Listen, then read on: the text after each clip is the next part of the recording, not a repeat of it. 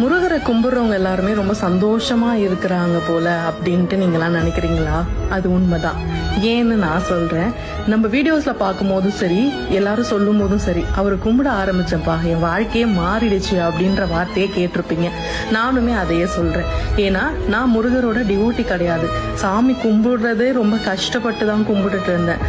Life வந்து ஒரு certain பாயிண்ட்ல டேர்ன் ஆகும்னு சொல்லுவாங்க. அந்த டேர்னிங் பாயிண்ட்ல நம்ம என்ன பண்றதுன்னு உடஞ்சு நிற்கும் போது நமக்குன்னு சில வழிகளை தோன்றதுக்கு சில வழிகள் நடக்கும். அப்படிதான் இவர் என்னோட லைஃப்குள்ள வந்தாரு.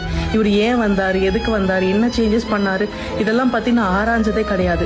இவர் வந்ததுக்கு அப்புறம் வாழ்க்கை மாறிடுச்சுடா அப்படின்னு சொல்றது கேள்விப்பட்டிருக்கீங்களா? அது உண்மைதான்.